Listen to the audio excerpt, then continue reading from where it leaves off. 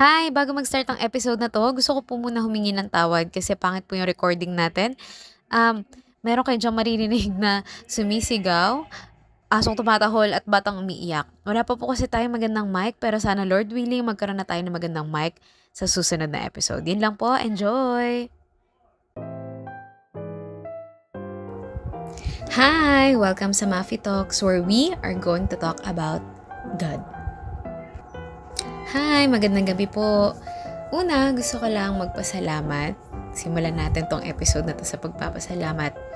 Gusto ko magpasalamat sa Panginoon sa pagtatanggal niya, pag-aalis ng mga tao at mga bagay na hindi para sa akin. Masakit siya. Pero that taught me a lesson. And walang sinabi yung pain doon sa lesson na natutunan ko and sa joy na meron ako ngayon. Kontento ako. Alam niyo yun, nabawasan ako. Pero kontento ako. And speaking of kontento, ang topic natin ngayon ay about contentment. So yung pinag-aralan ko ngayong gabi na verse ay makikita sa Isaiah chapter 26 verse 3. Basahin ko sa inyo. Sabi dito, "Thou wilt keep him in perfect peace, whose mind is stayed on thee, because he trusted in thee." Ang ganda ng verse. Okay? So, our topic for tonight is about contentment. So, sinasabi dito na ang perfect peace ay makikita or ma-achieve natin through pagtitiwala sa Panginoon. Okay? Simulan natin sa yes, there are different ways para matamo natin yung peace or makuha natin yung peace. But those are for a short time only. Temporary lang. Magkakaroon ka ng peace of mind pero bukas makalawa, balik ulit sa dati. Kasi hindi genuine yung peace na yon. Okay? Sometimes, or most of the time, nagkakamali tayo kung ano ba talaga yung true peace. Pero again, dun nga sa Isaiah chapter 26 verse 3, ulitin ko, God keeps man in perfect peace because his trust is in Him.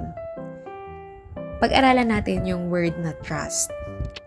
So yung word na trust dito ay same ng characteristics na tinutukoy sa New Testament na faith and believe. So, ito ay hindi lang basta naniniwala. Okay? Kundi nagtitiwala. Magkaiba yung naniniwala sa nagtitiwala. And itong word na trust ay nabanggit 152 times sa Old Testament. This word is also the rendering of the Hebrew words na ang ibig sabihin ay to take refuge. Ano ba ibig sabihin ng refuge? So, ibig sabihin po ng refuge ay shelter or protection from danger or distress. Okay? Hindi lang siya literal na shelter and protection. It's also an emotional na shelter and protection. It protects you from anxiety. So, ang ganda pala.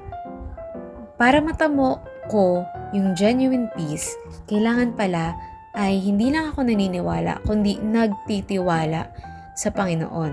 Dapat pala, sa Kanya ko sinisik yung protection. No? Yung, alam mo yun, yung pag-feeling mo na inaaway ka ng lahat, inaaway ka ng mundo, meron kang matatakbuhan. Ang gandang isipin na yung feeling mo na wala kang kakampi, pero merong Diyos na pwede kang takbuhan, merong kang Diyos na pwedeng pagsumbungan. And hindi siya katulad ng tao na nawawala or sometimes nadidisappoint ka, nabibigo ka. Yung Diyos, lagi siyang nandyan. He is omnipotent. He is omniscient. Alam niya lahat. And He is omnipresent. Kahit saan mang dako ng buhay mo, kasama mo yung Diyos. No matter how we define peace, and wherever we search for it, makikita lang natin ito. Yung genuine peace, makikita lang natin ito kung tayo ay nagtitiwala sa Panginoon. So ngayong gabi ay nagtitiwala ka na ba sa Panginoon? That's our question for this night. Kung hindi pa, siguro ito na yung time para ipagkatiwala mo yung buhay mo sa Panginoon. Kung babalikan natin yung sinabi ko kanina, may mga tao at may mga bagay na naalis sa akin.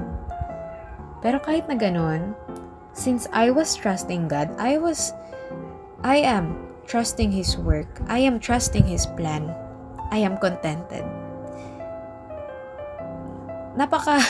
Napaka-plastic ko naman kung sasabihin ko hindi siya masakit. I was hurt, pero kahit na ganun, kontento ako. Last episode, pinag-usapan natin yung worth. I know my worth now. Kasi, alam kong mahal ako ng Diyos. Iniingatan niya ako at pinoprotektahan niya ako. So, ayun. If you are seeking for peace, the genuine peace is only found in God. It's only found in trusting in Him. So, eto na yung time. Para sa mga nakikinig ngayon, eto na yung time na magtiwala tayo sa Panginoon. Ipagkatiwala natin yung buhay natin sa Kanya. Magkakaroon tayo ng tunay na peace. So, sana makuha mo na rin yung peace na hinahanap mo.